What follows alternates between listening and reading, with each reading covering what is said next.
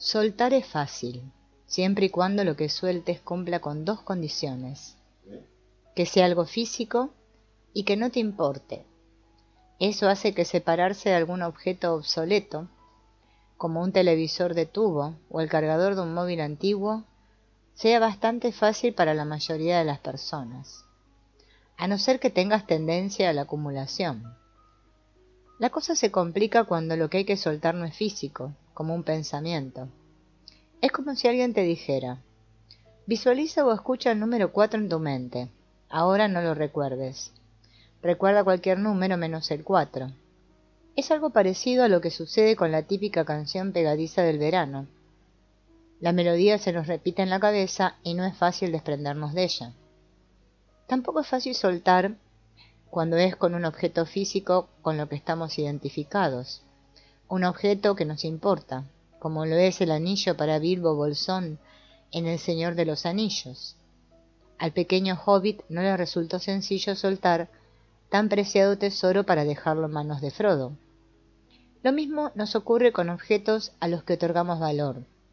En este último caso, el acto de soltar también se hace complicado, pero aún se da una condición más difícil.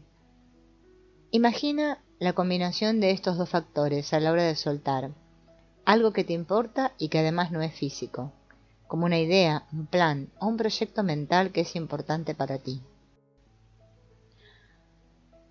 Todo el mundo tiene planes con los que lograr objetivos que considera valiosos en su proyecto personal de vida. Creemos que cuando consigamos esos objetivos ya podremos ser felices, como al obtener un determinado puesto de trabajo, la pareja que nos merecemos, reconocimiento laboral o cierto estatus social. También elaboramos planes para paliar nuestras carencias. La idea es subsanar una deficiencia en nosotros, para sentirnos bien por fin. Normalmente estos planes de corrección adoptan la forma de: si pudiera conseguir ser más tal o menos cual, todo iría mejor. De hecho, muchas veces nuestros planes para ser felices están conectados en el fondo con esos proyectos de rectificación. Como dijo el filósofo y maestro zen David Lloyd, estos planes emergen de la sensación de carencia. Hay un poema que dice: la pregunta no es ¿por qué somos tan pocas veces la persona que queremos ser?, sino ¿por qué queremos ser tan pocas veces la persona que realmente somos? Este planteamiento es muy interesante, aunque de entrada no es fácil de comprender, y menos aún de responder. Sin embargo, es curioso darse cuenta de la cantidad de veces a lo largo del día que nos esforzamos y presionamos para ser distintos a como somos. Lo cierto es que estas críticas que nos hacemos y que señalan nuestra necesidad de corrección no parecen ser muy efectivas. De lo contrario, después de tanta insistencia, veríamos algún progreso en ese área deficitaria. Es más, ese diálogo autocrítico acaba convirtiéndose en una forma de pensamiento intrusivo y repetitivo, identificado como un factor de vulnerabilidad en el desarrollo de muchos problemas de salud mental. Podríamos incluir aquí los trastornos de ansiedad, de la conducta alimentaria o la depresión. Entonces, ¿por qué lo hacemos? Existen diversos motivos, pero en parte es como si la sociedad, y en especial nuestra sociedad occidental, nos transmitiera la idea de que el ser humano es un proyecto algo defectuoso, como si fuéramos una buena idea que surgió de nuestros padres, pero que no llegó a materializarse en su forma completa. Nos vemos como un producto que sale al mercado prematuramente y que aún está en versión beta. Esta sensación de ligera o severa defectuosidad es lo que parece motivar a muchas personas a buscar la corrección de forma crónica, llegar a ser una mejor versión de sí mismos. Es por ello por lo que mucha gente cree y siente en el fondo que si los demás supieran cómo es realmente no lo querrían. Y esto puede afectarnos en cualquier área de nuestra personalidad, ya sea intelectual o física. Como norma general, muchos de nosotros pensamos que no solo deberíamos ser más guapos, sino también más listos. Este afán por corregir nuestra carencia puede llevarnos toda la vida. Ahora bien, ¿es ese déficit corregible si ponemos todo nuestro empeño en ello?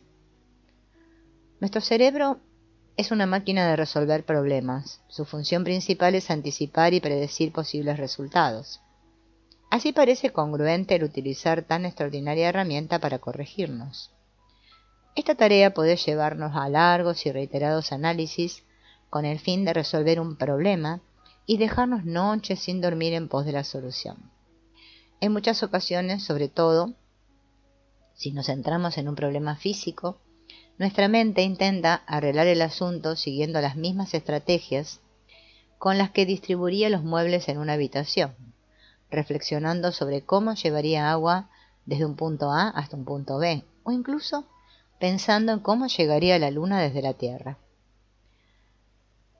No todos los problemas son físicos, sino que los hay de otros tipos. En el caso de las relaciones interpersonales, se dan cuando queremos conseguir que alguien nos entienda o que se comporte de una determinada manera para evitar un problema.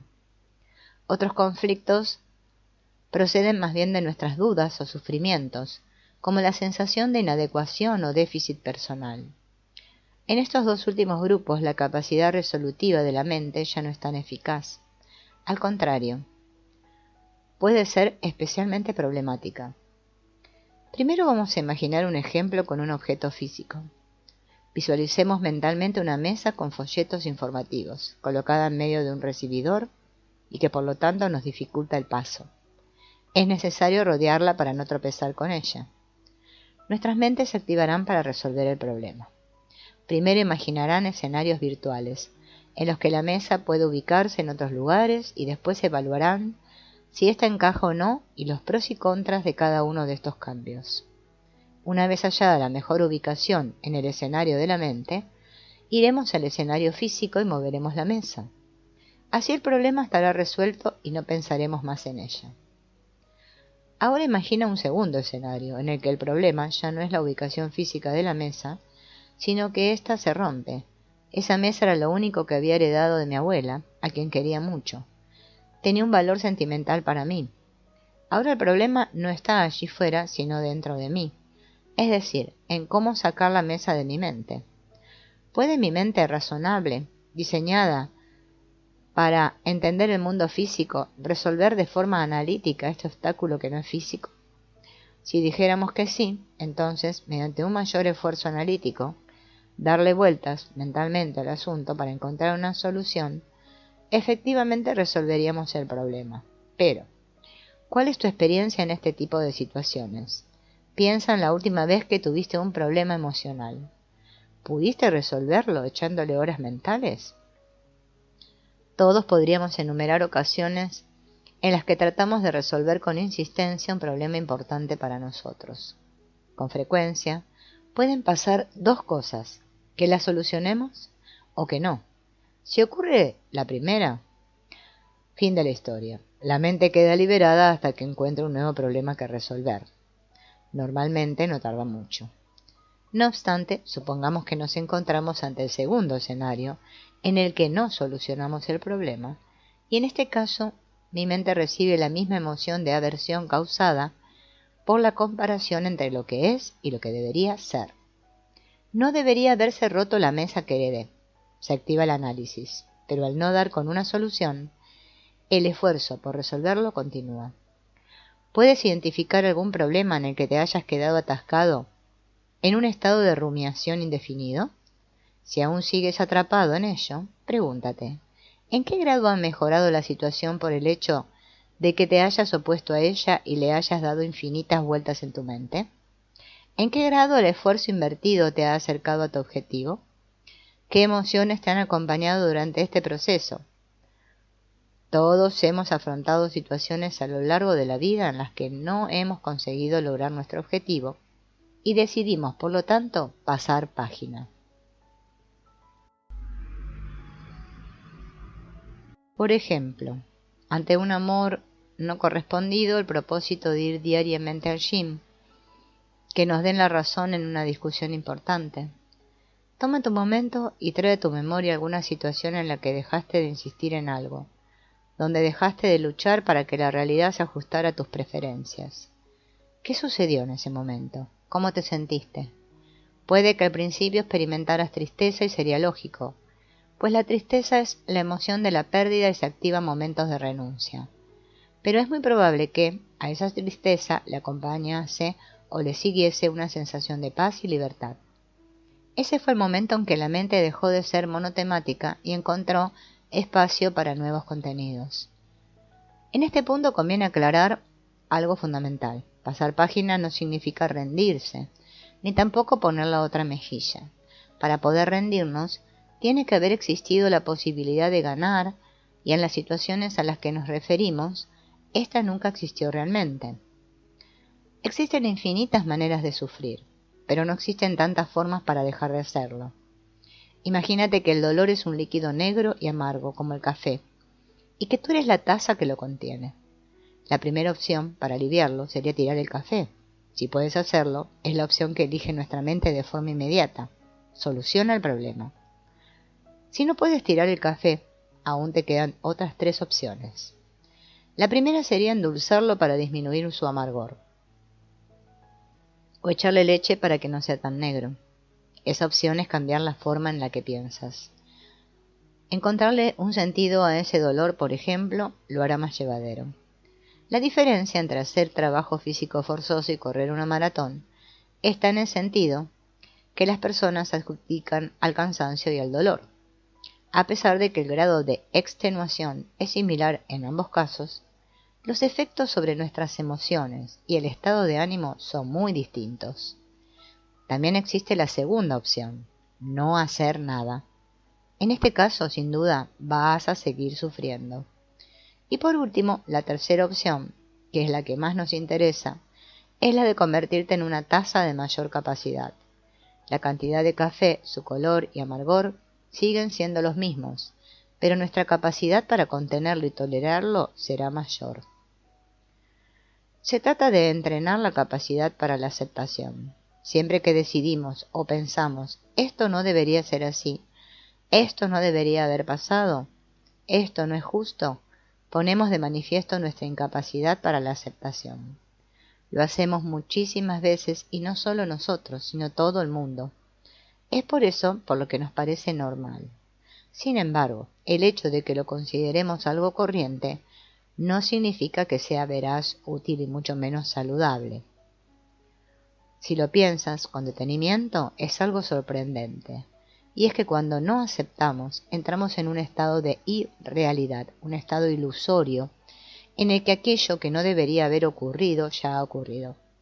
Por lo tanto, al decir, esto no debería haber ocurrido, es como si intentáramos modificar el pasado, aun cuando sabemos que eso sencillamente no es posible. Podremos hacer la siguiente observación. Debería haber escrito este libro hace años. ¿Acaso eso cambia el hecho de que no lo haya hecho? ¿Me ayuda en algo decirlo? Está claro que por más que piense en ello 1000 veces, no escribí ese libro en el 2010. En resumen, hay 2 motivos por los cuales la aceptación es tan importante. El primero es porque en esta vida se requieren habilidades de solución de problemas para resolver aquello que tiene remedio. Y no solo eso, también hacen falta habilidades para permitir y sujetar aquellos problemas que no tienen solución, pero con los cuales tenemos que convivir. El segundo motivo es más sutil, aunque no menos importante. Cuando no podemos resolver los problemas, el no aceptarlos añade un problema adicional que podría evitarse si practicáramos la aceptación. Para el ser humano promedio del siglo XXI, aceptar no es algo que suene demasiado atractivo. Si la disyuntiva está entre aceptar lo que no nos gusta o lograr algo, todos prefieren lo segundo. Además, un mensaje que promueva la aceptación se opone a las ideas imperantes de nuestra cultura. Vas en contra de mensajes como querer es poder, quien la sigue la consigue, o just do it, que resultan muy tentadores, y es verdad que en ocasiones realmente funcionan. No obstante, el reclamo con el que se nos insta a tomar el control de cualquier situación es gasolina para nuestro ego, lo hincha. Y siendo honestos, pocas cosas nos gustan más que alimentar con buen combustible nuestro ego. El tema, más allá de si estos mensajes son atractivos o no, es si realmente son ciertos y útiles. ¿Querer es realmente poder? Lo cierto es que saber aceptar los problemas es tan importante como saber solucionarlos. Hay muchas personas que lo que necesitan aprender es precisamente la resolución de problemas. Por ejemplo, ocurre con frecuencia de que quien no puede resolver un problema es porque no sabe definirlo. Eso es fundamental, porque si no sabes concretar dónde está el problema, ¿cómo vas a poder dar una respuesta eficaz a esa situación? Si el problema es no soy feliz, ¿por dónde empiezo? Definir de forma genérica y no operativa en términos emocionales dificulta en gran medida resolver cualquier cuestión. También hay quien define sus problemas actuales en términos de pasado. El problema es lo que me pasó y eso hace que de entrada sea irresoluble porque no puedo modificar el pasado. Así que no solo resolver, sino hacerlo de forma hábil, es también una técnica para solucionar un problema que hay que saber describirlo con precisión. Tenemos que delimitar también las consecuencias problemáticas que tiene para nosotros una determinada situación, en términos de presente y de forma conductual. ¿Qué obstáculos se interponen en mi camino? ¿Y qué debería ocurrir para sentirme mejor al respecto? No es lo mismo expresar una problemática con un «ya me tienes hasta las narices» que decir «es la cuarta vez en los últimos 15 días que no pones el lavavajillas a pesar de que tú dijiste que te encargarías de esto. Cuando llego a casa y no está puesto, lo tengo que poner yo, y eso hace que me vaya a dormir más tarde de lo que quiero». Al margen de saber definir los problemas, también es importante ser creativo a la hora de buscar soluciones. Quizás existan muchos caminos para resolver un mismo problema, pero si solo hemos escogido uno para que nos conduzca a un nuevo rumbo, la capacidad creativa queda limitada. De inmediato censuramos cada uno de los otros caminos y las aventuras que habríamos vivido. En definitiva, hay personas que no pueden resolver sus problemas porque no saben cómo hacerlo, no porque no existe una solución. La respuesta, en ese caso, no es aprender a aceptar, sino aprender a resolver. Sobre eso hay muy buenos libros y técnicas. Si crees que este puede ser tu caso, vale la pena que inviertas algo de tiempo y esfuerzo en ello. Cuando puedes cambiar aquello que haya que cambiar para lograr el resultado deseado, eso es justo lo que tienes que hacer. Imagina que mi hijo viene y me dice: «Papá, he suspendido 7 asignaturas este semestre, pero no sufras por mí, ya lo tengo aceptado y me siento mucho mejor». Es cierto que los 7 suspensos ya lo tenemos, pero a partir de ese momento lo eficaz sería aplicar de inmediato estrategias de solución de problemas para la siguiente convocatoria. Podría responderle algo así como: «Si has suspendido un examen importante, acepta este suspenso y ponte de inmediato a estudiar para el próximo». Las personas no tenemos un botón de suprimir, no podemos borrar de nuestra mente ciertas experiencias, pensamientos o emociones. No tenemos la opción de vaciar la papelera de reciclaje. Si uno se compra un coche con cambios automáticos, no olvidará cómo conducir con cambio manual, incluso si ese conocimiento ya no le es tan útil. Muchas veces invertimos tiempo en tratar de borrar lo que sabemos. ¿En alguna ocasión has tirado de estrategias para no pensar en algún tema, hacer como si no hubiese pasado, sacarlo de tu cabeza? Es evidente que no funciona. Cuando deseamos no haber tenido tal experiencia o transformar una vivencia desagradable en una apacible, la mayoría de las veces estamos condenados a fracasar. La primera opción no está disponible, porque lo que ocurrió en el pasado no lo podemos modificar en el presente, y la segunda raramente la alcanzamos. Entonces, lo que vamos a desarrollar son estrategias para no empeorar estas situaciones, no añadir problemas adicionales al conflicto de base. Tratamos de liberarnos así de la rumiación mental, sin la necesidad de liberarnos del problema forzosamente. Estos dos objetivos son posibles si aprendemos las habilidades necesarias y las ponemos en práctica. La aceptación en cierto sentido no es muy distinta de tomar un objeto. Vamos a verlo mediante un breve ejercicio. Observa los objetos que tienes delante de ti y toma uno de ellos. Mientras lo sostienes en la mano, nota su peso durante un momento. Debes soportar su peso. Ahora déjalo en la mesa o en el suelo. ¿Qué ocurre justo cuando tu mano lo suelta? ¿Ha cambiado el peso del objeto? No, pero tú ya no percibes su peso. Este ya no te afecta. De hecho, si fuera muy pesado, lo que notarías al soltarlo sería alivio. En resumen, todos los objetos que te rodean pesan, pero a ti no te influyen si simplemente permites que estén allí donde están. Para empezar a desarrollar la aceptación, te propongo un primer ejercicio. Dibuja una tabla con 3 columnas. En la primera columna apunta cosas de tu vida que sean muy fáciles de cambiar y tómate un tiempo hasta identificar unas 3 o 4 cosas. Cuando hacemos el ejercicio en grupos, en esta columna de cosas fáciles solemos toparnos con ejemplos como cambiar el peinado o el tinte del pelo, la montura de unas gafas de sol, la ropa que uno lleva, el canal de TV, cambiarnos de gym o de academia de inglés. Ahora, en la segunda columna anota cosas que te sean difíciles de cambiar. Por ejemplo, piensa en objetivos que requieran de un esfuerzo considerable, pero que se puedan conseguir con dedicación. La gente suele escribir metas como sacarse un título académico o obtener el permiso de conducir. También incluimos aquí aspectos relacionados con la salud, cambiar hábitos, por ejemplo, hacer deporte, comer menos. En todos estos ejemplos, el reto es considerable y a menudo requiere de un esfuerzo sostenido en el tiempo. Y para terminar de rellenar la tabla, en la tercera columna, enumera cosas que son imposibles de cambiar. Esta columna está reservada para aquello que crees que es imposible o extremadamente difícil de cambiar.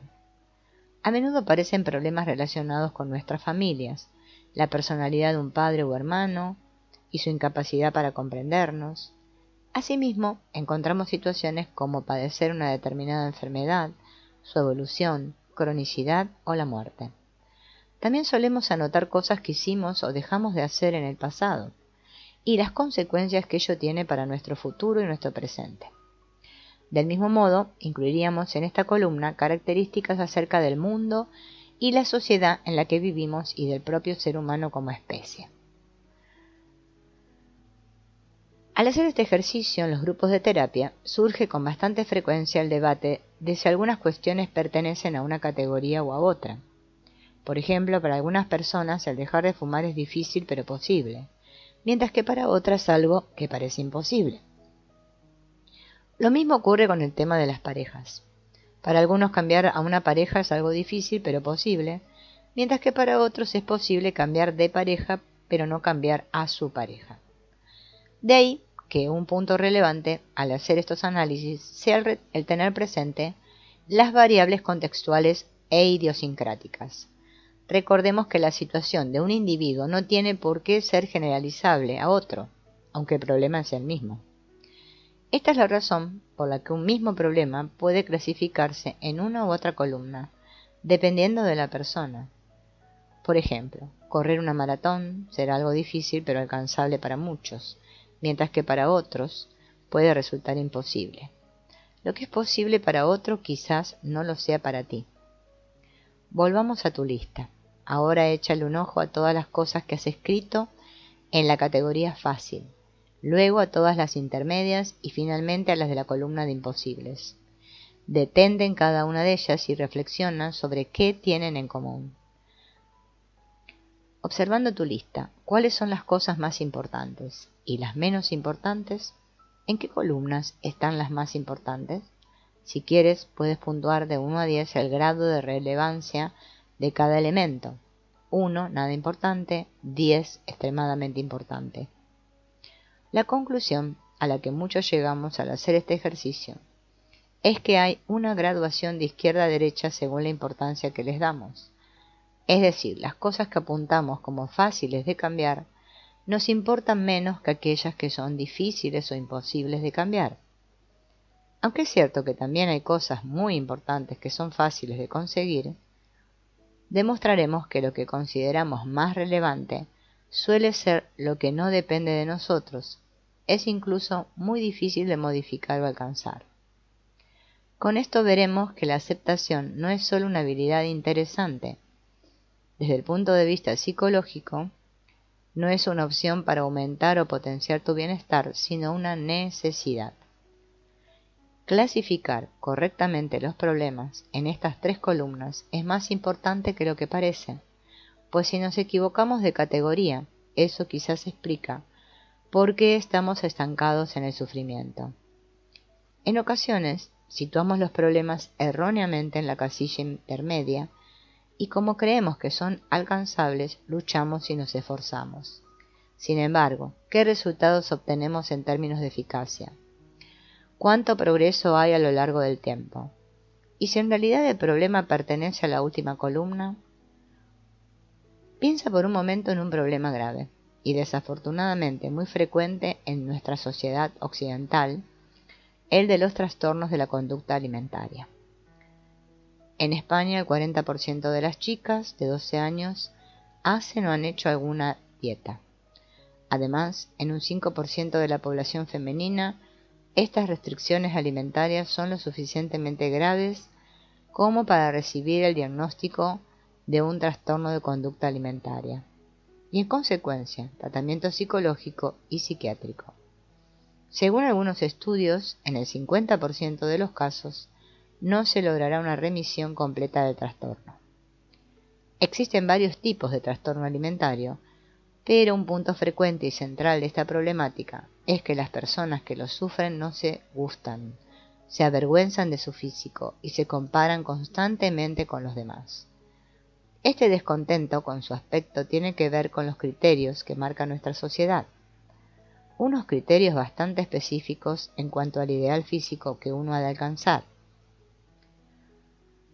Nuestra sociedad determina una altura y un peso perfectos, y cuanto más te alejas de estos criterios estéticos, mayor es tu problema. Nuestra cultura fomenta la autoestima basada en la imagen, sobre todo en las mujeres y cada vez más también en hombres. El contexto social determina aspectos como nuestra forma de vestir, pero también algo más peligroso. Se trata de características estructurales como nuestro peso y altura. Teniendo en cuenta estos 2 parámetros, ocurre un fenómeno que resulta muy interesante. Imaginemos ahora 2 grupos de jóvenes con edades de entre 3 y 14 años. Un primer grupo se siente mal porque su peso supera el ideal deseado, y el segundo grupo sufre porque su altura es inferior a la que marca el estándar de belleza. En ambos casos, cuanto más alejados estén estos jóvenes de lo esperado, más sufrirán debido a la comparación. Sentirán con frecuencia emociones como ansiedad, culpa, tristeza y vergüenza, y conductualmente harán esfuerzos para disimular, evitar o compensar lo que consideran un déficit. Los jóvenes con un peso superior al deseable comerán menos y evitarán alimentos ricos en calorías, mientras que los jóvenes del segundo grupo usarán tacones, evitarán cierta vestimenta o situarse junto a compañeros altos. Ahora supongamos que esas personas ya cumplieron 34 años. ¿Cuántas de ellas seguirán sintiéndose mal por su sobrepeso y cuántas por su baja estatura? Tomemos como índice de preocupación el número de veces que piensan en el tema durante una semana. ¿Crees que los bajitos a sus 34 pensarán muchas veces en su altura en toda la semana? Y en el caso de las personas obsesionadas por su peso, ¿crees que seguirán preocupándose? Con toda probabilidad, al pasar los años, la mayor parte de las personas de baja altura ya no sufrirá por ese complejo, aun cuando su altura no haya cambiado y sigan siendo bajitos. ¿Por qué no sucede lo mismo con el grupo de personas con sobrepeso? Seguramente todavía se preocupen por el peso y hasta se sometan a distintas dietas de forma crónica. Si dejar de preocuparse por cuestiones estéticas fuera simplemente una cuestión de tiempo, ¿por qué unos lo superan y otros no? Parece que algunas personas pueden dejar de sufrir a pesar de no tener aquello que desean, como la altura ideal, pero otras siguen sufriendo si no lo consiguen, como el peso ideal. Hay una diferencia clave que radica en la forma de clasificar mentalmente estos dos problemas. En el caso de modificar la altura, y volviendo a la tabla de las 3 columnas, la gente clasifica correctamente el problema como algo imposible de cambiar, y gracias a eso disminuye radicalmente la duración del sufrimiento. Es decir, el hecho de comprender que no pueden modificar su altura les permite aceptar tal condición. Sin embargo, esto no es lo que realmente ocurre con el peso, ya que la mayoría de la gente clasifica el problema bajar de peso como algo difícil pero conseguible. Sin entrar en la discusión respecto de hasta qué punto el peso es modificable, deberíamos considerar cuestiones como los ritmos metabólicos individuales, la genética y hábitos de salud, entre otros. Señalaremos que es interesante observar la correlación, similitud de peso entre hermanos y entre hermanos gemelos monocigotos, mucho más elevada en estos últimos con independencia de dónde vivan o la edad que tengan. Por todo ello, resaltaremos algo valioso respecto a la aceptación, y es la posibilidad que nos brinda de no preocuparnos por cosas importantes, aun cuando no podamos cambiarlas o conseguirlas. Esto no quiere decir que lo que antes no nos gustaba nos vaya a gustar ahora. Lo interesante es que de alguna manera, y sin cambiar sus preferencias, ya no sufren por ello. ¿Por qué nos resistimos tanto a la idea de aceptar ciertas cosas? Hay muchos factores que contribuyen a esta resistencia. Uno de ellos tiene su origen en las características de nuestra sociedad. Recibimos cientos de mensajes que nos empujan a obtener lo que queremos, como la idea de querer es poder, o de que si estamos lo suficientemente motivados, conseguiremos lo que deseamos. Este razonamiento es frecuente, pero solo parcialmente cierto. Hay dos formas de conseguir lo que quieres: cambiar lo que tienes o cambiar lo que deseas.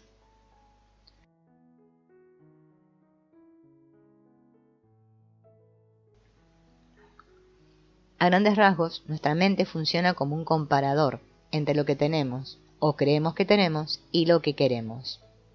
En este sentido, todos nuestros problemas surgen esencialmente de la diferencia entre lo que es y lo que debería ser. En el espacio que hay entre esa discrepancia emerge la mente. Es curioso observar el hecho de que somos nosotros mismos quienes dictamos cómo deberían ser las cosas. Si el problema es importante y existe una gran diferencia entre lo que es y lo que debería ser, es probable que rumiemos largamente sobre él. Así, cuando clasificamos un problema como importante, este acapara toda nuestra atención, lo analizamos mentalmente y nos hace plantearnos escenarios virtuales para poder planificar y encontrar una solución. El objetivo es simple: subsanar la discrepancia, acortar la brecha y que todo vuelva a ser como debe ser. Esta forma de reaccionar ante los problemas puede activarse ante diferentes situaciones, desde conseguir una cita hasta evitar la calvicie o pagar menos impuestos. Y, aunque aparentemente solo hay dos tipos de problemas, los importantes y los no importantes, si nos fijamos con más detalle, podemos dividirlos en 4 categorías. Problemas que importan y que controlamos, como aprobar un examen o mejorarse de una enfermedad. Problemas que no importan y que controlamos, como que no me guste el programa de televisión o el libro que estoy hojeando en una librería. Problemas que no importan y no controlamos, como que no me guste el programa de televisión que estoy viendo, pero el comando o control a distancia no lo tenga yo, sino mi pareja. Problemas que importan y que no controlamos, como tener una enfermedad para la que no hay un tratamiento eficaz, o enamorarnos de alguien que no nos corresponde. A esta última categoría pertenecen los problemas que más nos complican la vida, aquellos que nadie quiere tener. Y si lo pensamos detenidamente, en el fondo, la importancia del problema es secundario. Lo verdaderamente crucial es nuestro grado de control sobre el mismo. La variable control es la que determina la mejor respuesta psicológica ante un problema. Solo si tienes control merece la pena actuar. El hecho de que el problema sea importante o no es irrelevante. Importancia y control pueden ser variables totalmente ortogonales, o dicho de otra manera, totalmente independientes entre sí. Tanto es así que cuando estamos abrumados por un problema importante y que no controlamos, suele ser útil dedicarnos a resolver algo que sí controlamos, aunque tenga poca importancia. Por ejemplo, podríamos coger cita con el dentista o cambiar una bombilla fundida de un armario. ¿Y por qué es tan útil? Porque, pues, el hecho de actuar y movilizarnos para resolver un problema, aunque tenga poca importancia, aumenta nuestra sensación de dominio y control y produce un aumento de las emociones positivas. Facilita el contexto para responder de forma más eficaz a aquello que nos importa, pero no controlamos. La próxima vez que estés abrumado por un problema importante, prueba a ocuparte de algo sobre lo que sí tienes control y observa qué efecto tiene en ti. Esta observación sobre la importancia del control no es nueva, pues como ya decían, en el 700 después de Cristo, el erudito indio Shantideva, si hay remedio, ¿de qué sirve la preocupación? Y si no hay remedio, ¿de qué sirve la preocupación? Desafortunadamente, aunque entenderlo racionalmente ayuda, no es suficiente. De forma intuitiva, ya detectamos que el control es un elemento clave a la hora de resolver o no un problema. Imagina que le preguntamos a un conocido si aprobó o no el carnet de conducir, y nos contesta algo como, bueno, es que este año tomé 2 o 3 veces la gripe y además la escuela me quedaba algo lejos de casa para ir andando y hubo huelgas de transporte público. Además ha sido un año lluvioso y se me rompió el paraguas y creo que el profe me tiene manía. ¿Cómo te quedas después de esta explicación? A veces, aunque entendamos racionalmente que no tenemos control sobre el problema y de que de nada sirve preocuparnos, no sabemos qué hacer para sacárnoslo de la cabeza. Cuando se trata de algo que nos importa, es como si nuestra mente decidiera hacer caso omiso de dicho raciocinio y activara de forma instantánea el modo preocupación y sufrimiento. Aunque le digamos firmemente que es inútil preocuparse, pues la solución no depende de nosotros, el efecto es, en el mejor de los casos, efímero. Y si además empleas un tono imperativo, lo que haces recibes, en términos psicológicos, el nombre de supresión. Esto tiene 3 peores consecuencias que el no hacer nada, porque el pensamiento vuelve con mayor insistencia, como un boomerang. ¿No quieres sopa? Pues toma 2 tazas. El fenómeno fue ilustrado por el experimento de Daniel Wagner, el cual se inspiró en una observación del célebre escritor ruso León Tolstoy. En él, pedía a los participantes que pensaran en lo que quisieran de forma consciente durante 5 minutos, pero con la única condición de no pensar en un oso blanco. Si no conoces el experimento, pruébalo ahora mismo. La mayoría de la gente asume que el mundo interior y el mundo exterior funcionan bajo las mismas leyes, pero no es así. La mano y la mente no son lo mismo. Por ejemplo, la conducta motora observable depende de nuestra intención. Uno realiza un gesto con su mano en función de su voluntad.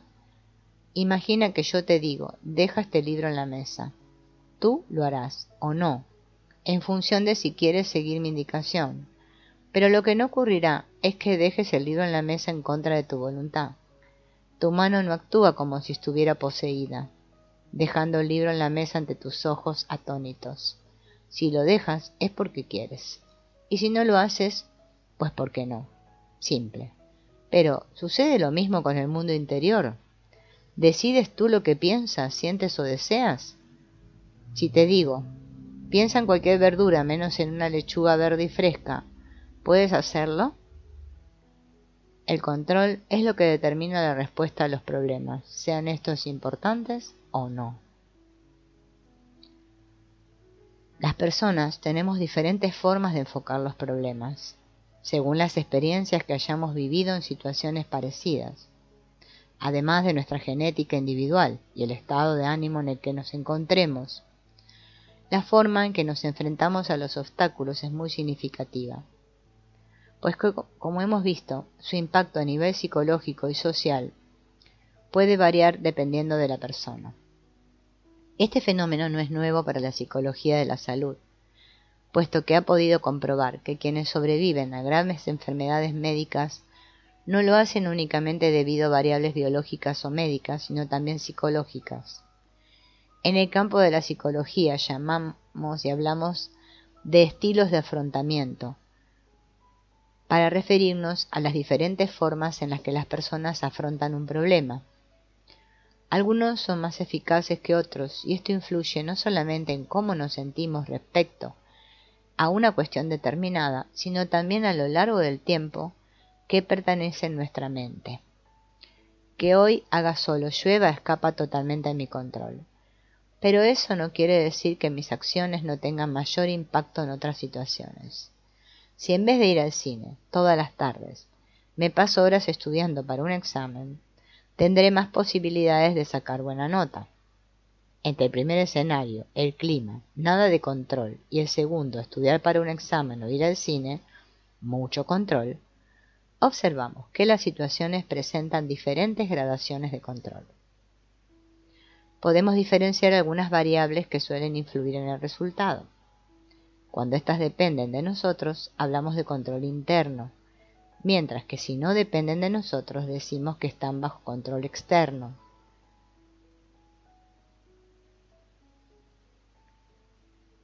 De este modo, llegamos a un punto clave. La aceptación es algo activo, que requiere de nuestra participación. Aceptar implica saber cuándo es necesario actuar, cuándo resulta útil o relevante, y saber dejar ir lo que no depende de nosotros. Este es un aspecto fundamental y una de las diferencias que existen entre la aceptación y la resignación. La resignación se caracteriza por la adopción de un enfoque pasivo. Cuando nos resignamos, hacemos menos de lo que podríamos hacer. Es como si al darnos cuenta de que no podemos garantizar el resultado que deseamos, pues hay más variables externas que internas implicadas, decidiéramos tirar la toalla. En ocasiones podemos ver esta actitud cuando decimos frases como ¿para qué esforzarme? Mejor lo dejamos, yo paso, no hay nada que pueda hacer, o no quiero ni hablar del tema. Hay otro estilo opuesto a la resignación, que es la confrontación irracional. En este caso, como al resignarnos, también nos oponemos a algo, pero esta vez de forma activa y beligerante. Sobreestimamos la probabilidad de éxito y actuamos creyendo que tenemos más control sobre la situación del que realmente tenemos. Cuando se trata de problemas que nos importan y sobre los que no tenemos control, la confrontación irracional puede adoptar dos formas. Puedo asumir ilusoriamente que tengo el control y actuar de forma testaruda, o bien puedo autoengañarme, negando que me importa, como en la fábula del zorro y las uvas. En esta fábula se cuenta cómo el animalito ve un racimo de uvas y trata de alcanzarlo, pero después de intentarlo varias veces, las desprecia diciendo que están verdes. Las frases siguientes son características del estilo de confrontación irracional. Esto no puede ser así, esto no me puede pasar a mí, tiene que haber un error, no me lo creo, lo voy a solucionar como sea, si uno quiere puede conseguirlo todo. Esta actitud proactiva no tiene por qué resultar efectiva. El problema está en creer que nuestras acciones sí van a hacerlo. Cuando aplicamos la confrontación irracional, queremos ejercer más control del que realmente tenemos. Las personas que actúan sin ser conscientes de que el éxito no está garantizado, cuando se enfrentan a una realidad que no es como la que esperaban, pasan de la confrontación irracional a la resignación. En la confrontación sobreestimamos nuestro grado de control, mientras que en la resignación lo subestimamos. La aceptación implica algo más que una actitud activa, sabiduría para distinguir lo que podemos controlar y lo que no. El problema con la resignación es que no nos deja ver que incluso cuando tenemos muy poco control, podemos hacer algo que nos acerque un pasito más a lo que queremos. Imagínate en el caso de una enfermedad grave de mal pronóstico, Resignarse es dejar de llevar a cabo acciones sabias que valen la pena. Puede que tenga un grado de influencia bajo, digamos, que un 10%, pero si me resigno haré cosas dentro de ese margen. Probablemente no. Estoy convencido de que no es lo mismo intentar hacer algo que preguntarle el resto de tu vida qué hubiera pasado de haberlo hecho. Aunque la probabilidad de éxito sea escasa, vale la pena actuar. Puede parecer contraintuitivo, pero aunque pierdas y no logres tu objetivo, ganarás seguridad en ti mismo. Parte de esa seguridad no depende del resultado, sino de actuar de forma congruente con lo que uno cree que es importante, aceptando que quizás no llegues a la meta. La idea es que, si algo no sale como esperaba, y puede no salir, no será por mí. No hace mucho me encontré con un vecino cuando iba a tirar la basura al contenedor. Él, al verme tirar el cartón en el contenedor azul y el plástico en el contenedor amarillo, me dijo: ¿Sabes que aún no te multan si lo tiras todo en el verde? El vecino intentaba ayudarme haciéndome saber que hay una forma más cómoda de tirar la basura sin consecuencias negativas. Sin embargo, lo que él no consideró es que yo reciclo porque valoro la ecología y por tanto lo seguiré haciendo, aunque sea un poco más costoso. Lo interesante de la anécdota es que no reciclo porque crea que eso vaya forzosamente a salvar el planeta, sino que lo hago por coherencia interna y al hacerlo me siento mejor. Este es un buen ejemplo de acciones que realizamos motivados por nuestros valores y no necesariamente por el logro externo. Así podemos hacer que el nivel de frustración e irritación que experimentamos cuando las cosas no salen como queremos disminuya considerablemente. Otra diferencia sutil, pero relevante, entre aceptación y resignación es que cuando nos resignamos creemos que no podemos hacer nada para cambiar. Sin embargo, eso no es aceptación, porque estamos convencidos de que la situación debería ser distinta. No entendemos que la situación es como es porque no puede ser de otra forma. Cuando acepto, soy capaz de comprenderlo porque entiendo que no podría haber sido diferente. En la resignación y en la confrontación irracional siempre hay oposición, y esta oposición es la que nos conduce al sufrimiento.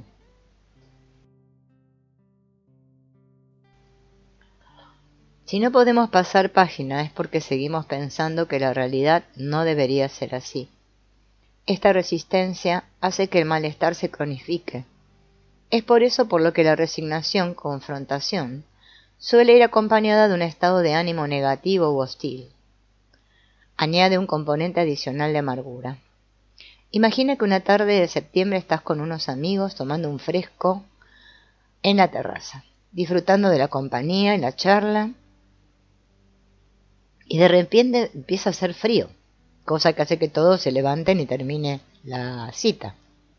Dudo mucho que alguien se vaya andando a casa maldiciendo el ritmo de rotación de la Tierra. No lo hacemos, a pesar de que nos hubiera gustado quedarnos un rato más. En este caso hay entendimiento y comprensión, por eso podemos disfrutar de la situación sin lamentar lo que hemos perdido. La resignación, por el contrario, se parece más a lo que hacíamos de adolescentes, cuando nuestros padres no nos dejaban salir de noche. Es importante entender que no se trata únicamente de dejar de luchar. Aceptar además implica comprometerse activamente con el resto de opciones alternativas que nos ofrece un determinado contexto, partiendo del dolor de lo que no pudo ser. ¿Qué opciones me ofrece una noche en casa una vez que acepto que hoy no puedo salir? En cierto sentido, entre la confrontación irracional y la resignación se encuentra la aceptación radical. No lo decimos así porque sea el término medio, sino porque se trata de una perspectiva distinta. La aceptación radical implica adoptar una actitud activa y sabia. La sabiduría nos permite actuar sobre el problema, sin confundir lo que hacemos con lo que deseamos.